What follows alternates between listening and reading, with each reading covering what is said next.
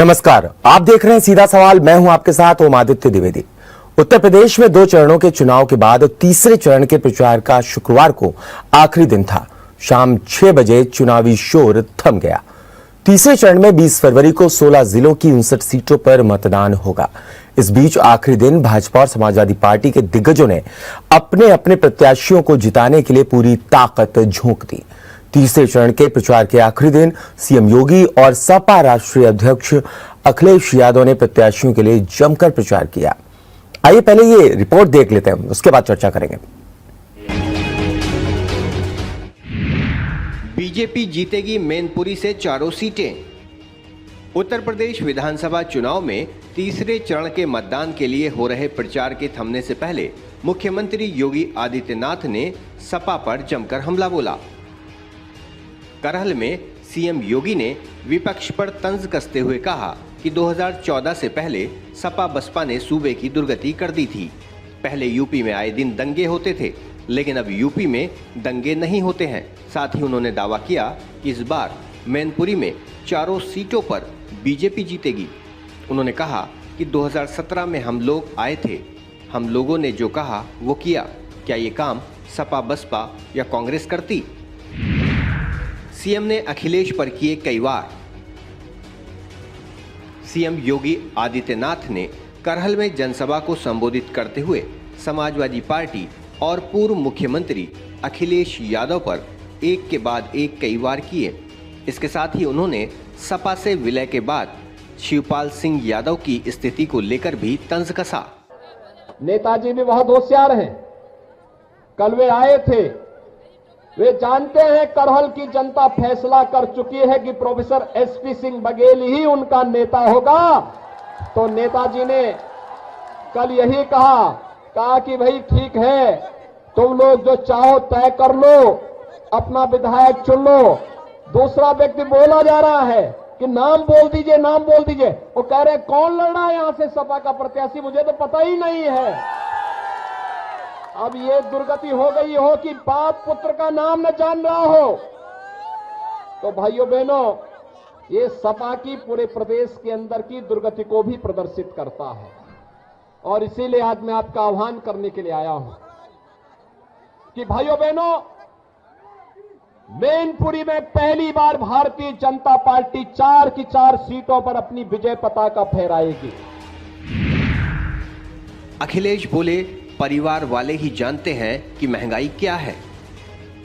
वहीं जालौन में अखिलेश यादव प्रचार के दौरान बोले, भाजपा का कोई परिवार नहीं है, ये परिवार वालों का दुख दर्द नहीं समझ सकते। जिसका परिवार होता है वही परिवार वालों का दुख और दर्द समझ सकता है। एक परिवार वाला ही समझता है कि महंगाई क्या होती है।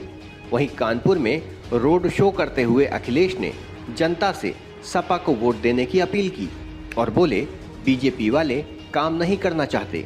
रोजगार बढ़ाने, महंगाई को रोकने के लिए समाजवादी पार्टी की सरकार बनाइए। अखिलेश ने कहा कि सपा की सरकार बनी तो कानपुर के मेडिकल कॉलेज को वर्ल्ड क्लास बनाएंगे। साथ ही कहा, 2 चरणों के मतदान में ही समाजवादी पार्टी और गठबंधन ने शतक बना लिया है। का तीसरे चरण का आखिरी दिन है और आखिरी दिन का प्रचार अभी खत्म हो जाएगा। आखिरी दिन का प्रचार है और जो साथी जानकारी रखते होंगे उन्हें पता होगा कि पहले और दूसरे चरण में भारतीय जनता पार्टी का सफाया हो चुका है। जो लोग कहते थे कि गर्मी निकाल देंगे, पहले चरण में ही उनके नेता कार्यकर्ता ठंडे पड़ गए हैं और दूसरे चरण में जिस तरीके से वोट मिला है, उनके नेता कार्यकर्ता सुन्न पड़ गए, सुन्न। और तीसरे चरण का जब मतदान होगा तो भारतीय जनता पार्टी शून्य हो जाएगी, उनका खाता नहीं खुलने वाला। अगर 2 चरणों का हिसाब किताब लगाओगे, 2 चरणों का हिसाब किताब लगाओगे तो समाजवादी पार्टी और गठबंधन ने शतक लगा लिया है। तीसरे चौथे में एक और शतक लग जाएगा और जब 7वें चरण पर पहुंचेगी भारतीय जनता पार्टी। जैसे जैसे चुनावी चरण बढ़ रहे हैं वैसे वैसे नेताओं की जुबानी जंग तेज होती जा रही है। सभी जीत के दावे कर रहे हैं, लेकिन असलियत क्या है ये तो 10 मार्च को नतीजों के बाद सामने आएगा। Bureau report, JMD. तो तीसरे चरण का चुनावी शोरगुल थम गया। अपने आप में ये चरण भी बहुत महत्वपूर्ण है। 16 जिले, 59 सीटें। पिछली बार 49 मिली थी बीजेपी को और 8 मिली थी समाजवादी पार्टी को और 1 गई थी कांग्रेस के खाते में, साथ ही साथ 1 गई थी बसपा के खाते में। ऐसे में सवाल ये उठता है कि अगर यादव लैंड में 30 सीटें प्रभाव रखती हैं, यानी कि जहां पर 30 विधानसभाएं यहां पर ऐसी हैं जहां पर यादव बाहुल्य मतदाता है, यादव ज्यादा मतदाता है, और ऐसे में पिछली बार सिर्फ और सिर्फ 2017 की अगर बात करें तो सिर्फ 6 सीटें समाजवादी पार्टी को मिली थी। 24 सीटों पर बीजेपी ने विजय फतेह की थी। ऐसे में क्या फिर से अपना 2012 वाला जो समाजवादी पार्टी का जीत का फॉर्मूला था, क्या वो लागू हो पाएगा, या 2017 में जिस तरीके से बीजेपी ने सेंध लगाई थी 30 सीटों पर, बीजेपी फिर से कामयाब रहेगी? ये अखिलेश यादव के लिए बहुत बड़ी चुनौती है। बात कीजिए अगर योगी आदित्यनाथ की, तो वो भी ये चाहेंगे कि फिर से 2017 वाला प्रदर्शन ही दोहराया जाए। ऐसे में बड़ा सवाल ये उठता है कि जनता का मूड क्या है, जनता किस पर विश्वास करे, समाजवादी पार्टी पर विश्वास करे या बीजेपी पर विश्वास करे? क्योंकि इस चुनावी बयान में ऐसे ऐसे बयानों के तीर निकले हैं कि कुछ की जुबान फिसल गई। अभी अगर कानपुर की बात कर ले तो सुंदरकांड वाला बयान ले लीजिए। समाजवादी पार्टी के प्रत्याशी अमिताभ वाजपेयी आर नगर से हैं, उस पर उन्होंने जिक्र जो किया आपने सुना होगा, सोशल मीडिया पे वायरल भी हो रहा है। करहल की बात करें, इस चरण में करहल में चुनाव होना है और ऐसे में अखिलेश यादव वहां से लड़ रहे हैं, समाजवादी पार्टी के प्रत्याशी हैं, उनकी साख दांव पे लगी। साथ ही साथ उनके सामने जो है एसपी सिंह बघेल हैं, केंद्रीय मंत्री हैं, आगरा के सांसद हैं। देखना यह होगा कि वहां पर कौन जीतता है। इसी पर चर्चा करेंगे। हमारे साथ 2 खास मेहमान हैं। हमारे साथ लवी श्रीवास्तव है बीजेपी से, हमारे साथ नितेंद्र यादव जी हैं और साथ ही साथ हमारे साथ विवेक दीक्षित हैं। नितेंद्र यादव हमारे साथ समाजवादी पार्टी से हैं। आप तीनों का स्वागत है चर्चा में। सबसे पहला रुख मैं करूंगा नितेंद्र यादव जी आपका।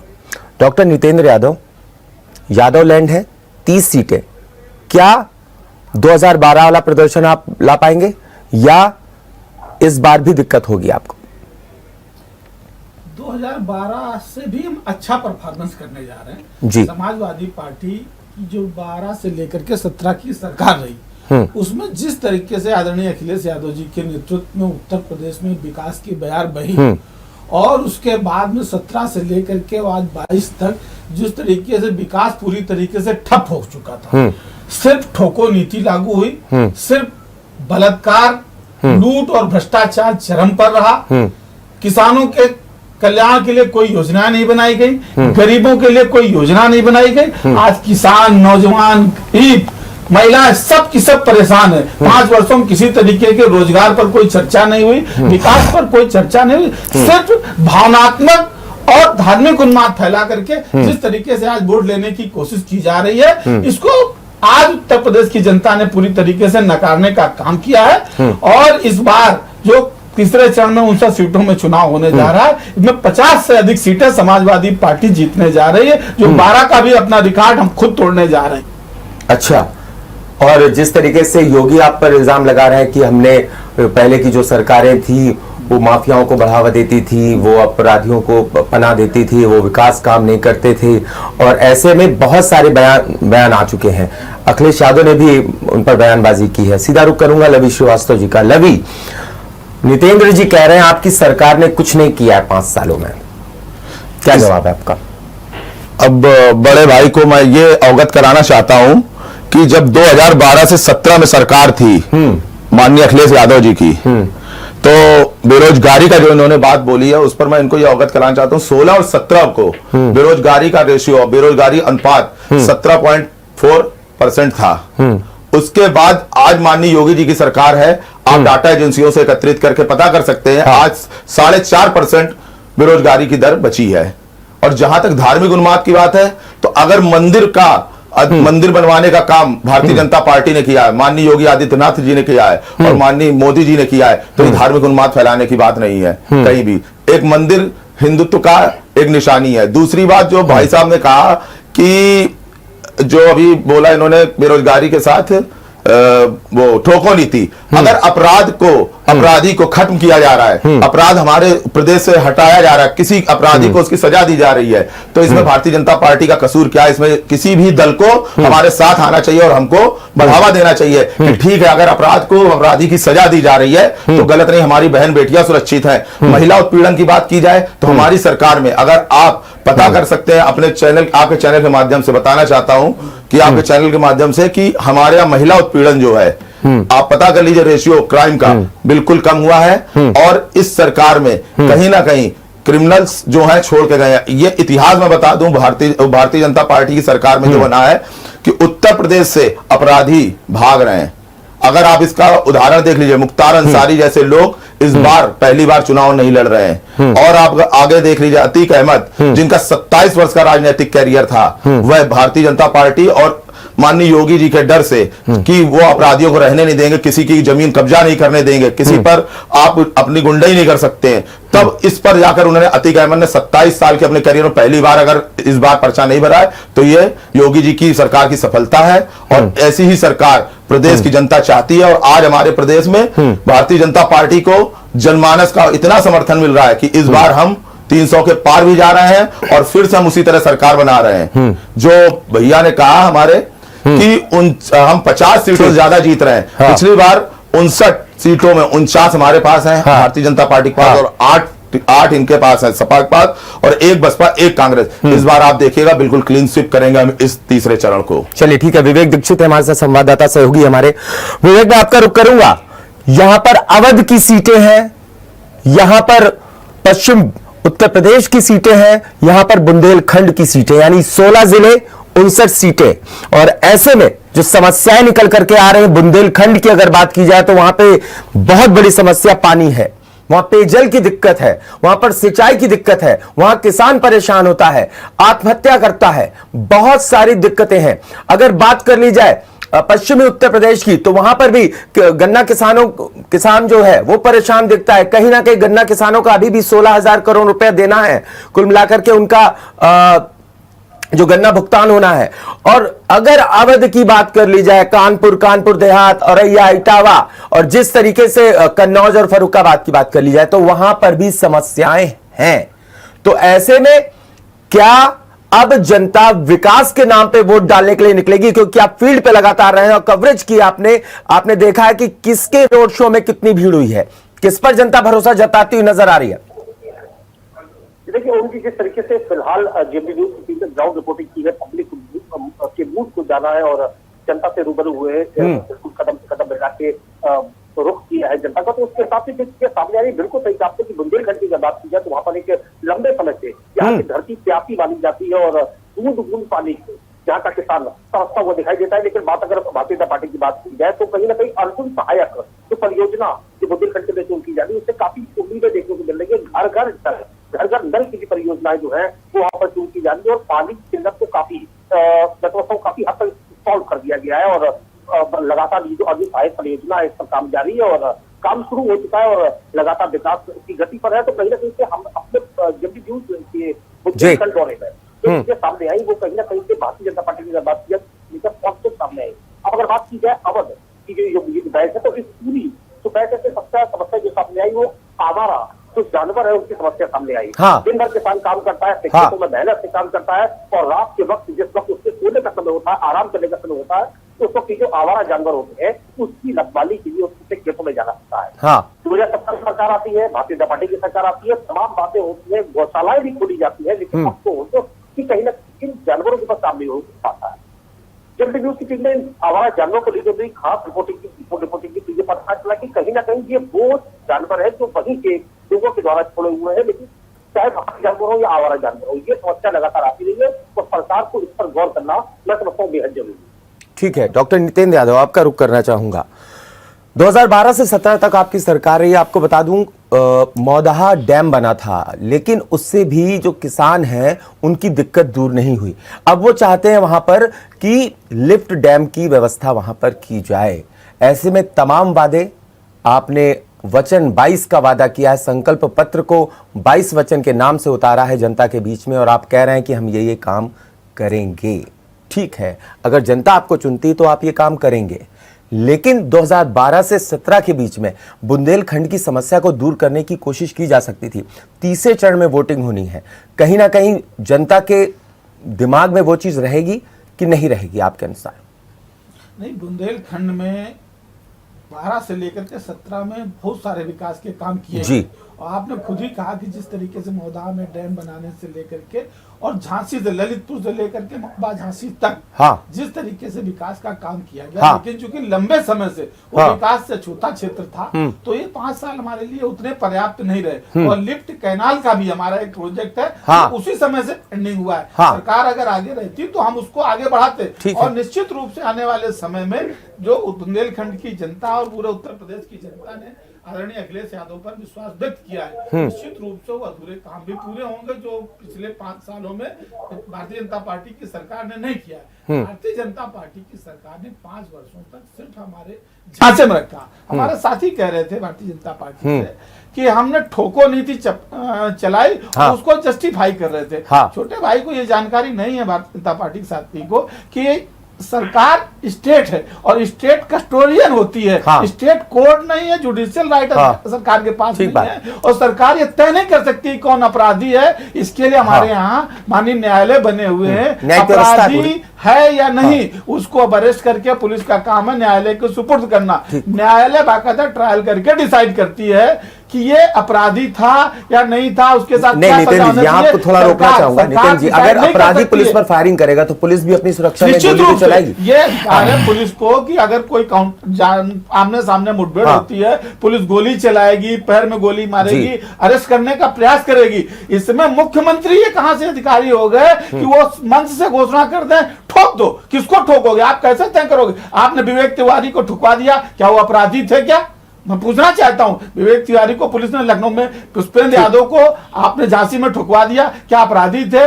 क्या मनीष गुप्ता गोरखपुर के अंदर होटल के अंदर ठोक दिए गए, ये क्या अपराधी थे? ये कैसे डिसाइड होगा? ये पुलिस को मन बढ़ावा देना और पूरी तरीके से लूट और बलात्कार। आप देख रहे हो पुलिस के अधिकारियों की हत्या हुई, आपने देखा कि उधर सुधीर सिंह जो हमारा इंस्पेक्टर था, किस तरीके से मॉब लिंचिंग में उसको किस तरीके से मार दिया गया। और जब वो बंदा जिसने हत्या की भारतीय जनता पार्टी युवा मोर्चा का नगर अध्यक्ष रहा, और उसके बाद में उसको जिस तरीके से भारतीय जनता पार्टी ने स्वागत करने का काम किया, इससे निश्चित रूप से पता चलता है कि अपराधी प्रवृत्ति का बढ़ावा भारतीय जनता पार्टी दे रही। और मैं फिर कहना चाहता हूं, यदि भारतीय जनता पार्टी ने इतने काम किए हैं और जिस मुद्दे पर वो आई थी, 15 लाख रोजगार, 2 करोड़ रोजगार और 15 लाख रुपए और तमाम सारी जो जन लोगों को लोक लुभावन योजनाओं लेके, आज उन पर बात क्यों नहीं कर रहे हैं? और हमारे साथी कह रहे थे कि योगी जी ने मंदिर बनवाया। पहले तो जानकारी ठीक कर दें, योगी जी मंदिर नहीं बनवा रहे हैं। मंदिर कोर्ट के निर्णय के बाद बन रहा, उसका सबने स्वागत किया है। कोई भी व्यक्ति, किसी भी समुदाय का व्यक्ति रहा हो, किसी भी समाज का व्यक्ति रहा हो, कोर्ट के निर्णय। पिछली सरकारों में क्यों नहीं बन पाया? पिछली सरकारों में क्यों सुप्रीम कोर्ट में रिट नहीं दाखिल कर पाए या क्यों पैरवी नहीं कर पाए? थोड़ा सा नॉलेज ले लो भाई मेरे। लीगल एकेडमिक डिबेट करिए आप। एकेडमिक लीगल 30 साल से वो मामला फैसला पेंडिंग था, वही बता रहा हूं। से लेकर के कई बार आंदोलन हुए और उस तरीके से ढांचे को शहादत दी गई। मैं पूछना चाहता हूं कि फिर क्यों नहीं आंदोलन करके मंदिर बना लिया गया? कोर्ट के निर्णय का इंतजार क्यों किया गया? जरूरी कि पिछली सरकारों की तरह खून बहाकर ही मंदिर बनवाया जाए? पिछली सरकारों की तरह हिंदुओं पे गोलियां चलवा कर ही मंदिर बनवाया जाए? यह तो सपा की नीति रही है कि हिंदुओं को मरवा दो गोली और मस्जिद बनवा दो और मंदिर गिरना है तो गिरवा दो। तो इस पर तो मैं खंडन करना चाहता हूं। पहली चीज, इस आरोप का निराधार आदरणीय नेताजी उस समय मुख्यमंत्री थे। आदरणीय नेताजी ये 2 नवंबर 1990 की घटना का जिक्र कर रहे हैं। हाँ बिल्कुल कर रहा हूँ। मुख्यमंत्री नेताजी ने बाकायदा आंदोलन को परिक्रमा करने की अनुमति दी गई थी और शांतिपूर्ण आंदोलन की अनुमति दी गई एक चीज मैं जोड़ना चाहूंगा, क्या एलआईयू को इतनी भनक नहीं थी कि 30 अक्टूबर से लेकर के 2 नवंबर तक 1 लाख से ज्यादा कार सेवक वहां पहुंचते हैं? क्या उस वक्त गोलियां चलाना ही एक केवल निर्णय था? क्या उसके अलावा कोई ऑप्शन नजर नहीं आ रहा था? क्या पहले से 1.5 किलोमीटर का जो एरिया था बैरिकेडिंग की गई थी? क्या वहां पर जो जवान थे उनको मुस्तैद कर दिया जाता तो शायद कार सेवकों पे गोली चलाने की नौबत नहीं आती? शायद नितेंद्र जी, पहली बात। दूसरी चीज, एक बात आपने कही कि बीजेपी ने नहीं, न्यायालय की वजह से सुप्रीम कोर्ट का आदेश आया तब मंदिर बना। बिल्कुल ठीक है, लेकिन कहीं ना कहीं आप जरा सोचिएगा, कई हजार पन्नों का जो ट्रांसलेशन जो होना था वो भी करवाया योगी जी ने। ये अपने आप में एक बड़ी बात थी। कहीं ना कहीं बीजेपी अच्छा करने की कोशिश कर रही, अच्छी नियत से स्वागत कीजिए उसका।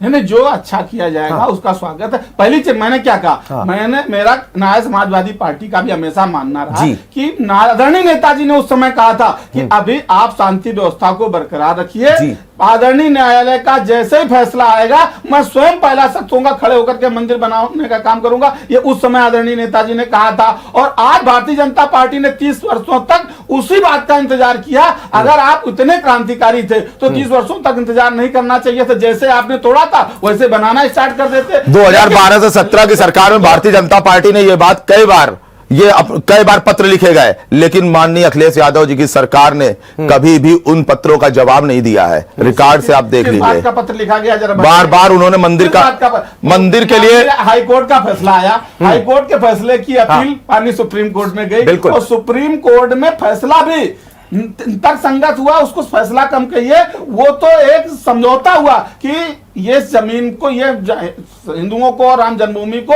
ये जमीन अलॉट की जाती है और मुसलमानों को मस्जिद बनाने के लिए एक अलग जमीन अलॉट की जाती है। ये एक तरीके का समझौता है और उसका आज ट्रस्ट बना दी गई है और ट्रस्ट बनाने के बाद 2 वर्ष पूरे हो चुके हैं। अभी मैं स्वयं मौजूदा समय में अयोध्या विधानसभा का ही प्रचार करने का काम पार्टी ने मुझे दिया है। मैं अभी भी 8 दिन लगातार अयोध्या ही रह करके आया हूं और 22 वर्षों में मात्र चबूतरा भी अभी कंप्लीट नहीं किया गया है। 22 वर्षों में 22 महीनों में मात्र चबूतरा भी कंप्लीट करने का काम नहीं हुआ है। और आदरणीय अखिलेश यादव जी के नेतृत्व में 12 से 17 में वहां पर अंतरराष्ट्रीय राम कथा संग्रहालय व आर्ट गैलरी बनाने का काम हुआ है, जिसके अंदर बहुत बड़े 2 हॉल बनाए गए जहां हजारों की संख्या में लोग बैठ करके सत्संग और सम्मेलन करने का काम करेंगे। वहां जो राम की पेड़ी बनी हुई है उसका निर्माण समाजवादी सरकार में किया गया है। सरयू के घाट के किनारे जो सौंदर्यीकरण और सीढ़ियां बनाने का काम किया वो समाजवादी सरकार ने किया है। वहां अंडर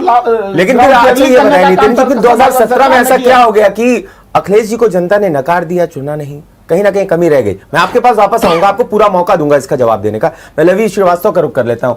रवि जी, आखिरकार 59 सीटें 49 ले आए थे पिछली बार, इस बार पूरा कुनबा समाजवादी पार्टी का लगा हुआ। इसमें एक बहुत हॉट सीट मानी जा रही है करहल, जिसका जिक्र योगी आदित्यनाथ ने भी किया। वहां भी पहुंचे, जहां जहां अखिलेश पहुंचते हैं वहां आदित्यनाथ भी पहुंचते हैं। हालांकि पहुंचना भी चाहिए क्योंकि वो भी मैदान में है।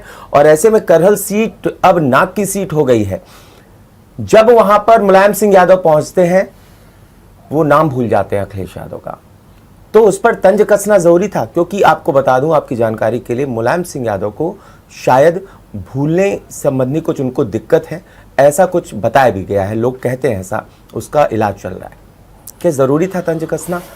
अब यह है तो मान लीजिए करहल का जो चुनाव है, वरिष्ठ हैं माननीय नेताजी मुलायम सिंह यादव जी, एक सम्मानित हमारे भारतवर्ष के नेता है। और तंज नहीं, इसको एक इस नीति से कहा गया कि अखिलेश जी जो है वहां करहल में चुनाव हारते हुए दिख रहे थे, इसलिए पिता का सहारा लिया उन्होंने। हाँ, ये तो बिल्कुल है कि अगर आप इतने सुप्रीम नेता थे, अभी आपने चाचा को हटा दिया था, फिर आपने चाचा से हाथ मिला लिया। अभी आप पिता की नहीं सुनते थे, मंच पे पिता को झिड़क देते थे, तब आप मुख्यमंत्री थे। उसी पिता ने आपको मुख्यमंत्री बनाया था। आपकी अपनी कोई पौध नहीं थी, आपकी अपनी कोई पौध नहीं थी। इसलिए भारतीय जनता पार्टी ने उसको दर्शाया है कि माननीय अखिलेश यादव जी करहल से चुनाव हारते हुए नजर आ रहे थे, तो यादव बाहुल्य क्षेत्र होने की वजह से माननीय मुलायम सिंह यादव जी का चेहरा वहां ले गए। और मुलायम सिंह यादव जी इस अवस्था में है, इस अवस्था में हर व्यक्ति जाएगा। तो उस पर कोई तंज नहीं बेटे कसा के लिए गया कोई है। भी बाप जाएगा, लेकिन जाहिर सी बात। जिस अवस्था में वो हैं, हाँ। उस अवस्था में उनको चुनाव प्रचार के लिए तो उनकी फोटो ही काफी है। अगर इतना अखिलेश यादव जी ने 2012 से 17 में काम किया था और आज वो बोल रहे हैं कि पूरे उत्तर प्रदेश में मैं जहां जा रहा हूं जनता का हाथ और जनता का साथ मुझे मिल रहा है, जनता का जन समर्थन मिल रहा है, तो जन समर्थन पूरी तरीके से दिखाई पड़ रहा है। ठीक। रही बात आदरणीय नेताजी के जानने की, तो शायद हमारे भारतीय जनता पार्टी के साथी को जानकारी नहीं है कि आदरणीय नेताजी मैनपुरी के मौजूदा सांसद हैं और वो करहल विधानसभा उनकी ही लोकसभा के अंतर्गत आती है। किसी भी पूरी तरह जानकारी है, लेकिन ये हार का डर है। माननीय अखिलेश यादव जी अगर हार रहे हैं, इसलिए उन्होंने आदरणीय नरेंद्र मोदी जी को फिर उत्तर प्रदेश में प्रचार करने नहीं आना चाहिए। गृह मंत्री अमित शाह नरेंद्र मोदी जी प्रधानमंत्री हैं, जेपी नड्डा नरेंद्र मोदी जी प्रधानमंत्री उस अवस्था में नहीं है। हमारे यहाँ अटल जी थे, अटल जी जैसे ही उनकी उम्र ज्यादा हुई, अटल जी ने अपने घर के जितेंद्र जी आपके पास भी आता हूं, हमारे साथ मेरे सहयोगी विवेक दीक्षित बहुत देर से जुड़े, मैं उनके पास नहीं पहुंच पा रहा था। विवेक आपके पास आता हूं, हम लोग बात कर रहे हैं लगातार, आप भी सुन रहे हैं, चर्चा चल रही है। 20 तारीख को जब वोटर वोट डालने के लिए घर से निकलेगा तो उसके क्षेत्रीय मुद्दे होंगे कि नहीं होंगे, साथ में उसके राज्य स्तर के मुद्दे होंगे कि नहीं होंगे, और उसके राष्ट्रीय मुद्दे होंगे कि नहीं होंगे, क्योंकि अगर 2024 का सत्ता, केंद्र की सत्ता का रास्ता जाता है तो वो भी यूपी से होकर जाता है। 80 लोकसभा क्षेत्र है। ऐसे में क्या कुछ समस्याओं से जूझ रहे हैं लोग इस वक्त? दो कोरोना काल बीत चुके हैं, तीसरा चला, हालांकि अब हल्की लहर हो गई है, अब लोग जो है रिकवर जल्दी कर रहे हैं, बहुत कम केसेस निकल के सामने आ रहे हैं।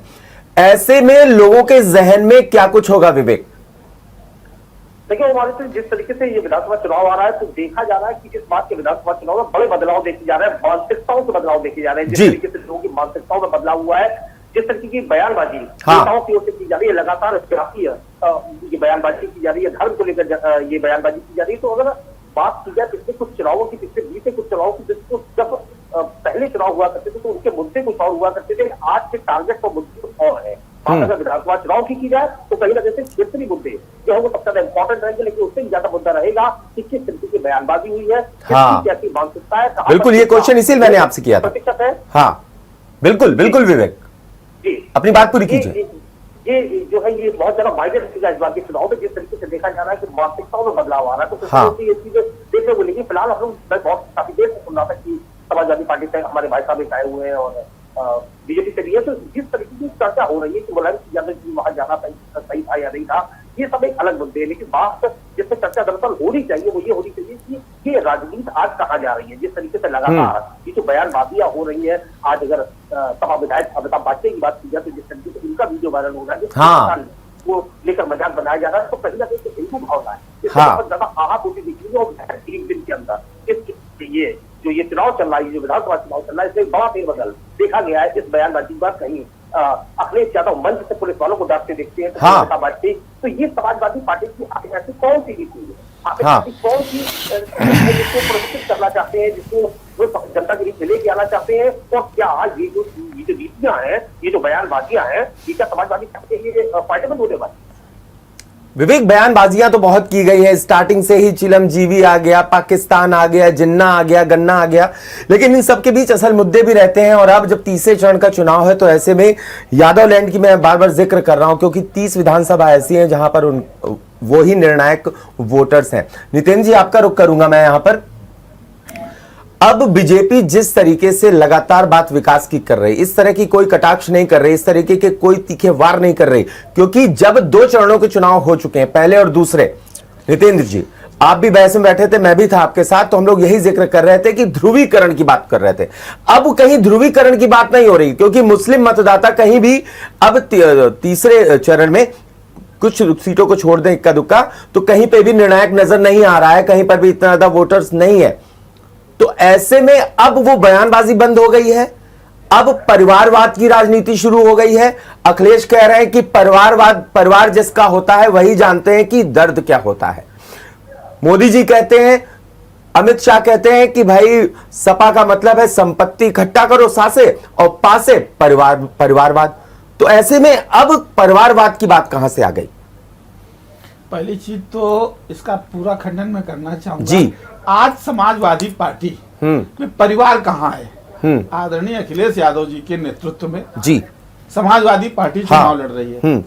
आदरणीय शिवपाल सिंह यादव प्रगतिशील समाजवादी पार्टी के नेता हैं और गठबंधन में उनको एक सीट दी गई है जिस पर वो चुनाव लड़ रहे हैं। किस चुनाव चिन्ह पे लड़ रहे हैं? साइकिल चुनाव चिन्ह तो पर कहा लड़ रहे हैं। प्रस्पा कहां से आ गई फिर? साइकिल चुनाव चिन्ह पर साइकिल लड़ रहे हैं। चुनाव चिन्ह है तो निषाद पार्टी किस चुनाव चिन्ह पर लड़ रही है? जहां निषाद पार्टी किस चुनाव जहां चिन्ह पर अपना दल लड़ रही है वहां पर कप प्लेट से लड़ रही है, जहां निषाद लड़ रही है। किस पार्टी में? तो यहाँ पर अभी तो सुभाष पाल लड़ रही है अपने चुनाव चिन्ह पर, वो भी छड़ी पर लड़ रहा है।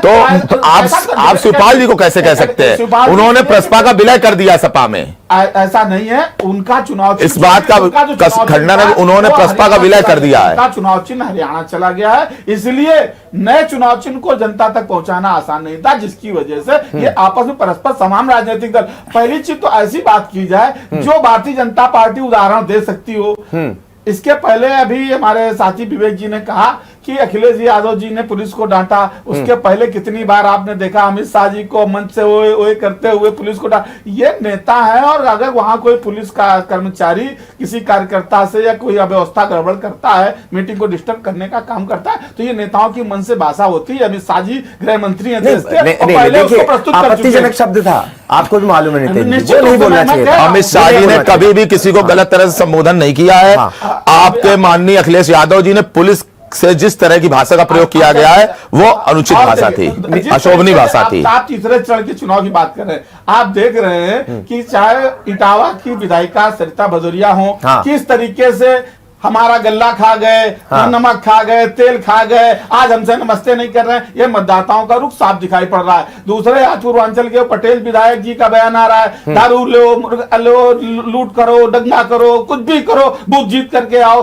सब इस जिस तरीके के बयान लगातार आज सामने दिखाई पड़ रहे हैं, ये निश्चित रूप से आज भारतीय जनता पार्टी न कह करके भारतीय झांसा पार्टी हो गई है। और भारतीय झांसा पार्टी लोगों को 5 वर्षों तक झांसे में रखा, आज जनता ने उनके झांसे को नकार दिया। हमने कानपुर के मेट्रो दी, वो हताशा दिखाई पड़ रही नेताओं की कि जीतने के लिए कुछ भी करेंगे। समाजवादी पार्टी, पहली चीज ध्रुवीकरण की बात का खंडन करना चाहूंगा। समाजवादी पार्टी ने हमेशा जो राजनीतिक, आर्थिक और सामाजिक रूप से वंचित, शोषित और पिछड़े रहे हैं, उनकी रहनुमाई करने का काम करती है, उनके अधिकारों की लड़ाई लड़ती है। चाहे वो अम्बेडकरवादी हो, चाहे वो समाजवादी हो, लोहियावादी हो, उन सबको लेकर के इनके विकास का काम करती है। ये सिर्फ भारतीय झांसा पार्टी है जो विकास के मुद्दों को भूल करके सिर्फ धार्मिक उन्माद तो आपकी सियासी जमीन खिसकी क्यों? मेरा यही सवाल है नितेंद्र जी, इतने अच्छे मुख्यमंत्री हैं, अगर पूर्व मुख्यमंत्री अखिलेश यादव जी इतने अच्छे मुख्यमंत्री थे उस वक्त, तो आपकी सियासी जमीन आखिरकार खिसकी क्यों? अगर तीसरे चरण की मैं बात कर रहा हूं तो लगातार इसी पर बात कर रहा हूं कि 30 जगह ऐसी हैं, 30 विधानसभाओं की बार-बार जिक्र कर रहा हूं। नितेंद्र जी, आता हूं आपके पास, जवाब लूंगा आपसे। मैं रुक करूंगा लवी श्रीवास्तव का। लवी, एक बात बता दीजिए, जब आपने विकास किया है और आगे भी विकास करना चाहते हैं, तो फिर बीच बीच में तंज, कटाक्ष, तीखेवाद, इनकी क्या जरूरत है? हमारे ऊपर अगर कोई कीचड़ उछालेगा तो हम उसका जवाब देंगे। नहीं तो कीचड़ में ही तो कमल खिलता है। कमल तो से खिल ही रहा है, कीचड़ उछाल रहा है, कमल खिल रहा है। और रही बात, कीचड़ का जवाब कीचड़ से दे रहे हैं। मैं छोटी सी बात का खंडन करूंगा। भारतीय झांसा पार्टी जो बोली, हमारे बड़े भाई बैठे हैं, भारतीय झांसा पार्टी बोली है, तो आज आपके चैनल के माध्यम से यह बताना चाहता हूं, आपके ही संवाददाता, पत्रकार बंधु जब जाते हैं जनता के बीच में, तो लोग कहते हैं हमें अपनी जमीन पे कब्जा नहीं करवाना है। अच्छा। हमें सीधे सीधे मर्डर नहीं होना है, हमारे गांव में घुस के लाठियां नहीं चलवानी है। हमें इस तमंचावादी पार्टी से भैया मुक्ति दिलाई है माननीय योगी जी ने, माननीय मोदी जी ने और कमल के फूल ने। हम फिर से उसको खिलाने जा रहे हैं। इसलिए भारतीय झांसा पार्टी नहीं, भारतीय जनता पार्टी एक ऐसी पार्टी जिसने किसी का धर्म पूछ के किसी को आवास नहीं दिया, किसी का धर्म पूछ के किसी को राशन नहीं बांटा है, किसी का धर्म पूछ के किसी को जेल नहीं भेजा है। अगर हिंदू या मुस्लिम जो अपराध करेगा वो जेल की ओर जाएगा। अगर वो किसी को सामने से पुलिस पर वार करेगा तो इस सरकार में उसको बख्शा नहीं जाएगा, उसको छोड़ के या तो उत्तर प्रदेश से जाना पड़ेगा या तो जिंदा नहीं रहने की मोहलत दी जाएगी। जाति देख करके 25,000 के इनामी को क्रिकेट खिलवाया, माला पहना। मैं बताना चाहता हूं, वो मेरा गृह नगर है, वो मेरा गृह नगर है, वो मेरा गृह नगर है, जिनको भैया जिनको बताया जा रहा 25,000 क्रिकेट वो मेरा क्या गृह नगर धनंजय है। सिंह की आप बात कर रहे हैं? धनंजय सिंह जी की बात कर रहा था, वो पूर्व सांसद पूर्व विधायक रहे, उन्होंने 1 महीने की जेल काटकर और बेल दिखाकर बाहुबली विधायक बाहुबली वो मेरा गृह नगर है, वहां की जानकारी मुझे है। यह सिर्फ समाजवादी पार्टी के लोगों ने उनको क्रिकेट खेलते देखा और उनका वायरल कर दिया, जबकि आप अगर इसका स्पष्टीकरण देखना चाहे, खंडन देखना चाहे, तो उन्होंने बेल करवा कर और अपना वो बेल कराकर जमानत पर आए बाहर। इसका कोई आप पता कर सकते रिकॉर्ड है कि नहीं है? ठीक, ये बाहुबली है कि नहीं देखिए, है? हम ये नहीं भारतीय बोल जनता सकते, पार्टी के आरोप सदस्य लगाए, तो हम नहीं बोल है। सकते न्यायालय जब तक उनको फैसला ना दे दे। हालांकि मैं आता हूं नितेंद्र जी आपके पास। विवेक दीक्षित जी, अभी लवी श्रीवास्तव ने बहुत बड़ी बात की कि जब आपके रिपोर्टर जाते हैं, यानी कि जब ग्राउंड जीरो पे आप लोग पहुंचते हैं, तो जो जनता जनार्दन है वो कहती हुई नजर आती है कि मुझे तमंचावादी सरकार नहीं चाहिए, हमें अपने घरों में कब्जा नहीं करवाना है, हमें अपराध मुक्त चाहिए हमारा राज्य। तो ऐसे में आपने क्या कुछ जमीनी हकीकत देखी, उसका जरा जिक्र करिए।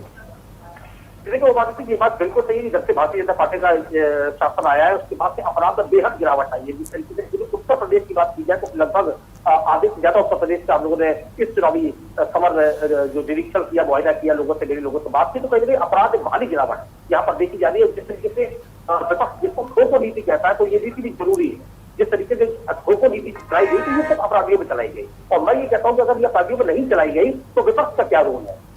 खुशी दुबे जो जिसके साथ गलत किया गया उसको लेकर विपक्ष से तमाम तरह की आवाजें उठाई, लेकिन अगर लोगों के साथ गलत किया गया, गलत तरीके से इनकाउंटर किए गए, तो उसको लेकर आवाजें क्यों नहीं उठाई?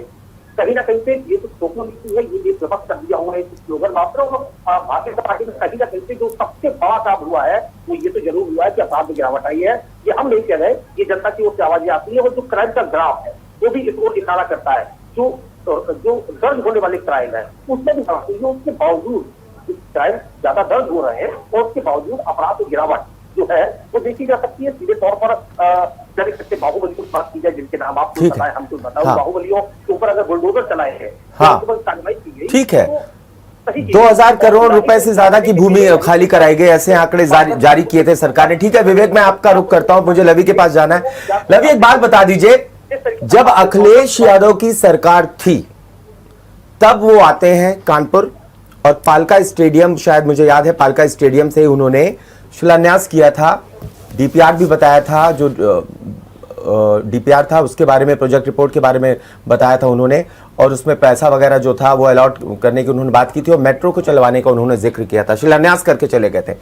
बाद में जब 2017 में बीजेपी की सरकार आती तो क्या जरूरत पड़ती है नए सिरे से डीपीआर लाने की, नए सिरे से शिलान्यास करने की? ये आरोप आप पर लगे हैं कहीं ना कहीं। देखिए, एक परंपरा है जी कि जो सरकार में रहता है, जब तक वह सरकार में है तो उसके द्वारा किए गए कार्यों को अगली नई सरकार चुनी जाती है या वही सरकार फिर से आती है। हाँ। तो अगर नई सरकार चुनी गई तो उस सरकार को अपने अमेंडमेंट करना पड़ेगा, अपना नाम, और फिर से जनता के बीच जाने के लिए उसको उद्घाटन भी करना पड़ेगा। और जो आप उद्घाटन की बात कर रहे हैं और शिलान्यास की बात कर रहे हैं, तो वो शिलान्यास हुआ था, मगर माननीय मुख्यमंत्री जी ने आकर उसका उद्घाटन किया है। और माननीय अखिलेश यादव जी ने अगर क्या आपका जो डीपीआर था, जो प्रोजेक्ट रिपोर्ट में पैसा था, क्या वो अमाउंट कुछ कम हुआ? क्योंकि आप अक्सर बात करते हैं, अगर केंद्र की बात की जाए, राफेल डील का मामला हो तब भी कहा गया अक्सर कि हमने पैसा कम पैसे में हमने राफेल खरीदे। क्या यहाँ भी मेट्रो कम पैसे में बन रही है? बिल्कुल। अगर आप इस तरीके से अगर आप हालांकि 2012 से 17 के बीच में जो भी 17 में इन्होंने मेट्रो का डीपीआर बनाई थी, उस डीपीआर और इस डीपीआर के बारे में आप जानकारी कर सकते हैं। और अगर आप जानकारी करेंगे तो आपको प्राइस रेट की जानकारी पूरी मिल जाएगी। अच्छा, ठीक है। तीसरे चरण का आपसे एक बात और बोलना चाहता हाँ विवेक जी। देखिए, बात अगर मेट्रो की जाए तो निश्चित तौर पर समाजवादी पार्टी की सरकार में इसका शिलान्यास किया गया था, लेकिन एक जो जिस भी जिले में या जिस भी प्रदेश में मेट्रो की शुरुआत की जाती है, वहां पर एक नियम के तहत एक चीज अनिवार्य होती है कि जब तक केंद्र से अनुमति नहीं मिलती है तब तक उस चीज की शुरुआत नहीं की जाती। तो उस वक्त क्या केंद्र से एनओसी नहीं मिली थी? ऐसी जानकारी भी आई थी? बिल्कुल। ऐसी जानकारी आई थी कि केंद्र ने इसकी मंजूरी नहीं दी थी, एनओसी जारी नहीं की थी, डॉक्यूमेंटेशन पूरा नहीं हो पाया था औपचारिक रूप से। ठीक बात। हम रुक करेंगे अब नितेंद्र यादव जी का। डॉक्टर नितेंद्र यादव, बहुत मेहनत की है अखिलेश यादव ने, तीसरे चरण में भी नतीजे बदलते हुए नजर आएंगे, क्योंकि जिस तरीके से महिला सुरक्षा की बात हो तो कहीं ना कहीं महिलाओं के बीच में जब बात की जाती तो महिला कहती हाँ हम पहले से ज्यादा सुरक्षित महसूस करते हैं, ऐसी बात वो कहते हैं। योगी आदित्यनाथ हमेशा आप पर मुखर होते हैं और हमेशा इल्जाम लगाते हैं अपराधीकरण का और सारी चीजों का कि बेटियां सुरक्षित नहीं थी और ये वो कई तरह। आपका जो वचन पत्र है उसमें आपने भी 2 सिलेंडर का वादा कर दिया, 2 सिलेंडर का वादा उन्होंने भी कर दिया। आपने कई करोड़ नौकरियों की बात कर दी कि 5 सालों में सृजित करेंगे, वो कहते नहीं हम कम देंगे, 5 लाख नौकरियां देंगे। वहीं अगर बात की जाए उन्नत विधान की बात, तो कांग्रेस अपना उन्नत विधान लेके चली आती। जनता किस पर विश्वास करे? आपकी सरकार को जनता ने देखा है और आपकी पार्टी को कहीं ना कहीं मुस्लिम समुदाय का बहुत समर्थन है। ऐसे में देखिए हमारे साथी हाँ विवेक जी बता रहे हैं हाँ। कि जिस तरीके से हाँ अपराध का आंकड़ा और हाँ। उस तरह से, तो ये मैं आपको आंकड़ा देना चाहता हूँ जी बताएं। 12 से लेकर के 17 के बीच हाँ। में 2,37,821 केस दर्ज हुए थे उत्तर प्रदेश में। हाँ। और जबकि 17 से लेकर के 2020 तक, ये 3 साल का आंकड़ा है, 5 वर्षों का आंकड़ा है। हाँ। 5 वर्षों में 2,23,821 मामले दर्ज हुए और जबकि 3 वर्षों में मात्र 3,40,170 मामले हाँ। दर्ज हो चुके हैं। हाँ। ये सरकारी आंकड़ा है हाँ। और आप जैसे तमाम रेपुटेड चैनलों में इसको कायदा दिखाया नहीं, जा आप चुका है। एनआरसीबी की बात कर रहे हैं या बिल्कुल, कहीं बिल्कुल, और? एनआरसीबी की आप बात कर रहे हैं? बिल्कुल। और उससे ये एनआरसीबी का जिक्र करते हुए योगी आदित्यनाथ ने कहा था कि हत्याएं कमी, उन्होंने परसेंटेज बताया था, उन्होंने कहा था अपराध में कमी आई है, कि ये जिस बलात्कार में कमी आई है। जी तो और रही बात हमारे घोषणा पत्र की, हाँ। देखिए समाजवादी पार्टी और भारतीय जनता पार्टी में सिर्फ एक ही फर्क आया है, हाँ। जो मैं बार बार कहना चाहता हूं। हम जो हाँ। कहते हैं समाजवादी पार्टी इस नाम काम के लिए जानी जाती कि जिसकी कथनी और करनी में कोई अंतर नहीं। हमने कहा हम समाजवादी पेंशन देंगे। हमने उत्तर प्रदेश में 55 लाख महिलाओं को समाजवादी पिताजी ने पेंशन बंद की थी अपनी सरकार में और अब ये चालू करने आएगी, आप बोल लेंगे ठीक। अभी आता हूं आपके पास। 55 लाख समाजवादी पेंशन हमने दी थी। हमने कहा अब 1 करोड़ हम समाजवादी पेंशन देंगे तो देंगे। हमने कहा था हम लैपटॉप देंगे तो हमने लैपटॉप दिया था। हमने कहा था हम बेरोजगारी भत्ता देंगे, नेताजी ने तो दिया था। हमने कहा था हम कन्या विद्या धन देंगे तो हम दिए। हमने किसानों की मदद करने के लिए कहा था, हमने सिंचाई माफ की तो हमने माफ की। हम जब आए थे पहले व्यापारियों के लिए चुंगी समाप्त करेंगे, हमने समाप्त की। भारतीय जनता पार्टी जो कहती है उसका ठीक उल्टा करती। भारतीय जनता पार्टी ने 2017 में कहा था कि हम आएंगे तो एमएसपी लागू करेंगे और कि गन्ना किसानों का जो मूल्य था उस समय आदरणीय अखिलेश यादव जी ने 65 रुपए बढ़ाए थे, तो भारतीय जनता पार्टी ने कहा था कि ये बहुत कम है और बहुत प्रदर्शन किए थे। और अपने घोषणा पत्र में उन्होंने कहा था कि जब हम आएंगे तो हम इसको और बढ़ाएंगे। लेकिन इन 5 वर्षों में 4.5 वर्ष तक आदित्यनाथ जी की सरकार शांत बैठी रही और इसके बाद में 4.5 साल बीतने के बाद 25 रुपए बढ़ाने का काम किया गया।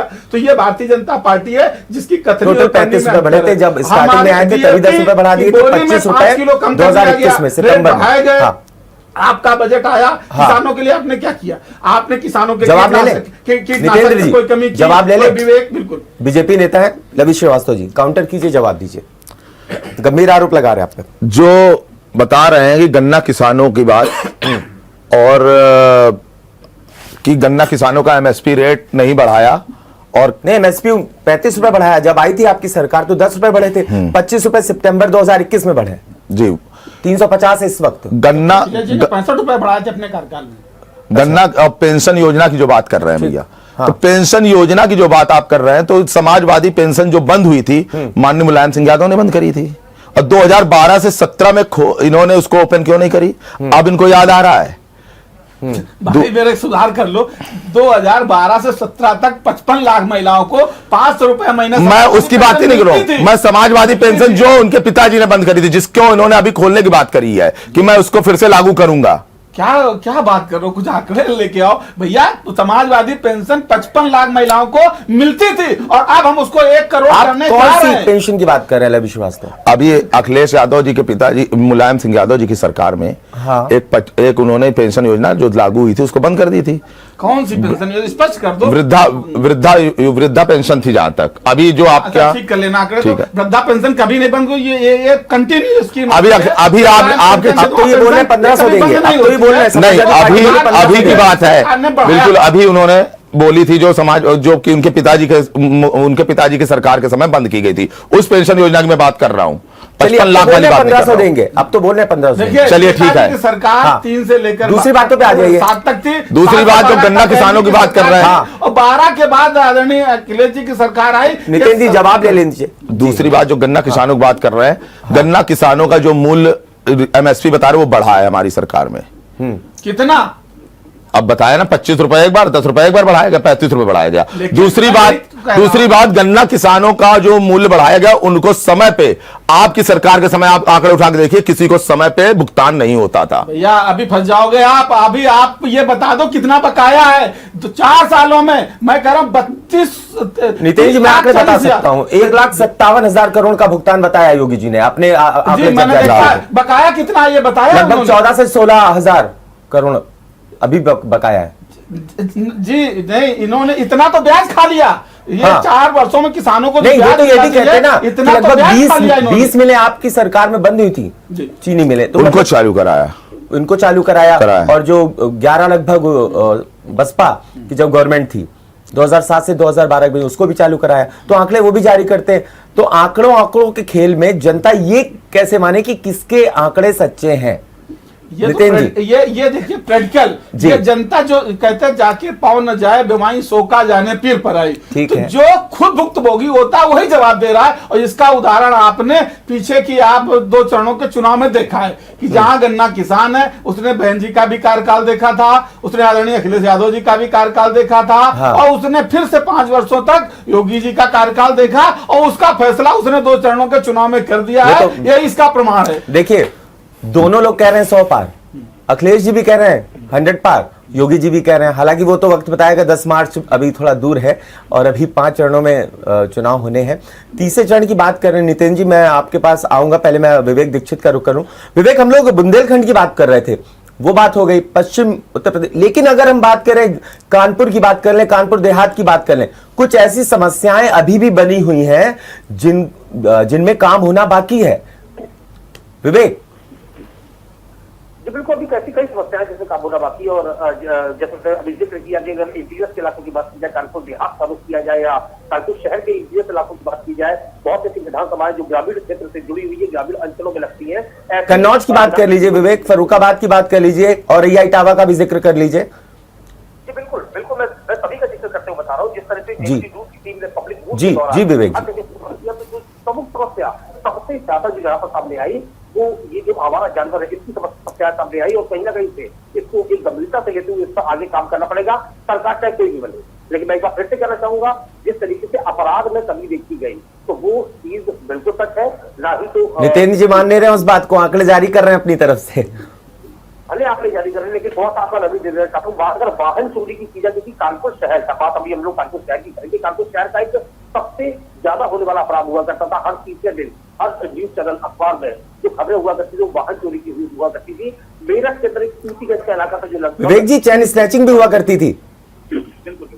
तो मैं मेरठ का जिक्र कर रहा था। मेरठ के अंदर एक सूतीगंज का इलाका हुआ था जो लगभग 30 दशकों से हाँ। ये था। वाहन खुले तौर पर वहां पर वाहन की कटाइयां होती थी। वहां चोरी करके जो भी वाहन यहाँ से पूरे उत्तर प्रदेश में मेरठ के अंदर जाया करती थी। ये बात नहीं है, ये पूरी तरीके से जग जाहिर बात है कि मेरठ के अंदर वाहनों की कटान का काम होता था। बिल्कुल। वो 30 चलते वाहन सूतीगंज जिला। बिल्कुल ठीक बात कह रहे हैं। और उसका प्रभाव ये है कि उसके बाद से पूरे प्रदेश में वाहन चोरी के मामलों में कितनी ज्यादा गिरावट आई है। अच्छा, ठीक है। देखी जाती थी, तो कहीं ना कहीं जो अपराध थे, जो संगठित अपराध थे, उसमें हाँ। गिरावट आई। और इस बात चलिए लगाम लगती हुई नजर आई इस सरकार में, आपका ये कहना है। डॉक्टर नितिन यादव जी आपका रुख करना चाहूंगा।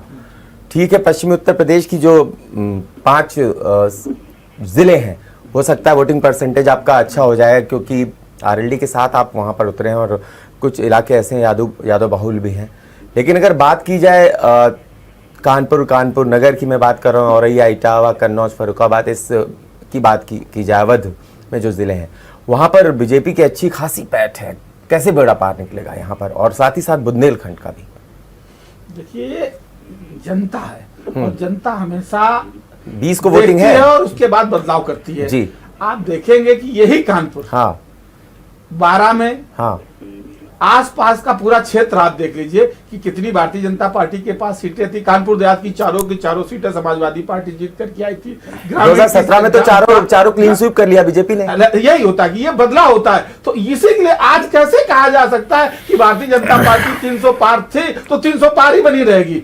कभी 224 में समाजवादी पार्टी थी। नितिन जी, आपने नब्ज तो टटोली होगी ना, आखिरकार ऐसा क्यों 2017 में इतना बड़ा बदलाव क्यों? देखिए, हमेशा जनता हाँ बहुत भोली है और जनता ये बात आपने बिल्कुल सच कही। जनता वाकई में बहुत भोली है। जनता बहुत, ये बात बिल्कुल सच है। मैं कहता हूं उसको। और हमेशा जब उसका और मोटिवेशन पर चलती है, तो जब उसको दिखाया गया 2014 से बात करना शुरू करूंगा इस विषय पर कि 70 वर्षों में जो विकास हुआ वो बहुत नाकाफी था। अब जो नई सरकार आएगी वो अलादीन का चिराग लेकर के आएगी, जादुई छड़ी लेकर के आएगी और पूरा का पूरा सोने की चिड़िया फिर से भारत को बना देगी। जनता ने महसूस किया 15 लाख रुपए सबके खाते में आ जाएंगे। किसको नहीं पसंद है? 2 करोड़ बीजेपी कह रही है वो तो जुमला था। बीजेपी कह तो रही वो जुमला था। बिल्कुल यही मैं कह रहा हूं। तो वो जुमले में आ गई ना, जनता जुमले का शिकार हो गई। तो अब ये तो तय हो गया धरातल पर कि ये जो लोग आते हैं तो पहले जुमला करते हैं, तो अब जुमला नहीं चलेगा। तो यही 2017 के चुनाव में लवी श्रीवास्तव जी आप मुस्कुरा रहे हैं, जरा बताइए जुमला ही चलेगा क्या? जुमला उसको सामने आ गया कि पहले अभी मैं बात कर रहा हूं, जवाब लेते वक्त कम है, वक्त कम है। राशन देने की बात कर रहे हैं, ठीक। लेकिन इनके बजट में क्या प्रावधान है मार्च के बाद देंगे? नहीं, राशन तो दिया। देखिए मैं कह रहा हूं ना कि ये इन्होंने मार्च तक कहा है। क्या अभी जो बजट प्रस्तुत हुआ, क्या इस बजट में एक भी कोई प्रावधान आया है? ठीक लवी से जवाब ले ले, इसमें देंगे बहुत जल्द देंगे क्योंकि नितिन जी वक्त कम है। मैं आपको देखिए, लेकिन वक्त कम है। यह सरकार जो योगी जी की सरकार 2017 से आई, 2 साल 2.5 साल कोरोना ले गया। कोरोना जैसी आपातकालीन भारतीय जनता पार्टी तो लाई नहीं भाई। कोरोना तो एक आपातकालीन स्थिति थी, वो तो एक बीमारी थी, आ गई। फिर भी इस सरकार ने लोगों को घर में बैठाल के राशन दिया। और समाजवादी पार्टी को तकलीफ क्या होती है? वह तो ये नहीं कह पा रहे हैं कि हमने भारत को आजाद कराया है, नहीं तो इनके नेता और इनके जो लीडर है वो ये भी कह देंगे कि हम भारतीय जनता पार्टी ने, समाजवादी पार्टी ने इनको भारत को आजाद कराया है, रेलवे का उद्घाटन कराया है, वो पूरे देश का उन्होंने जनसंख्या वृद्धि उन्हीं के द्वारा सब कुछ। लवी जी, इसको मैं कह सकता हूं कि जब देश के स्वतंत्रता का आंदोलन हो रहा था तो डॉक्टर राम मनोहर लोहिया लाहौर की जेलों में बर्फ की सिल्लियों में लिटाए जाते थे। आ गई वही बात आ गई। समाजवादी पार्टी का उस समय गठन नहीं हुआ था, मगर समाजवादी पार्टी ने देश को आजाद कराया है। हमारे भाई ये कह रहे हैं। ठीक है, ये बहस का मुद्दा बना रहेगा। ठीक है, तो इसी तरह भारतीय जनता पार्टी एक संगठन और परिवार है जो बहुत बड़ा समुद्र है, आपका शुक्रिया, बहुत बड़ा समुद्र है। और भारतीय जनता पार्टी फिर से सरकार लेकर आ रहे हैं और 300 से पार आ रहे हैं। समाजवादी पार्टी डिबेट की बहुत गर्मागर्म हो गई और इस वक्त जनता पार्टी के सारे धर्म सारी जात का एक है। परसों के दिन यानी 20 फरवरी को मतदान होना है तीसरे चरण का, और ऐसे में समाजवादी पार्टी ने किस तरीके से मुद्दों को उठाया है। और अगर बात की जाए बीजेपी की, योगी आदित्यनाथ की जनसभाओं को देखा जाए, अमित शाह की जनसभाओं को देखा जाए, और साथ ही साथ प्रधानमंत्री नरेंद्र मोदी की जनसभाओं को देखा जाए, जेपी नड्डा की जनसभाओं को देखा जाए, तो सिर्फ और सिर्फ वही बातें निकलती हैं कि अपराधियों ने प्रदेश छोड़ दिया है, अब दंगे नहीं होते हैं, अब कर्फ्यू नहीं लगते, कांवड़ यात्राएं निकलती हैं। कुल मिलाकर के अपनी उपलब्धियां गिनाने की पूरी कोशिश की जाती है। 20 तारीख को वोटिंग है। आप सभी मतदान जरूर करें। सीधा सवाल में फिलहाल इतना ही। आप देखते रहिए जेएमडी न्यूज।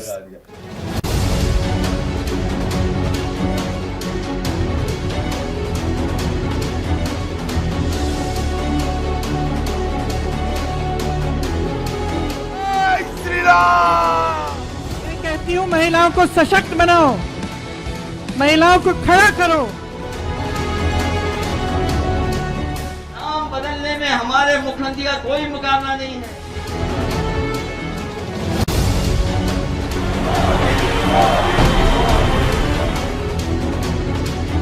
आपकी सेवा करने में हम पिछले 5 साल से भी ज्यादा मेहनत करेंगे।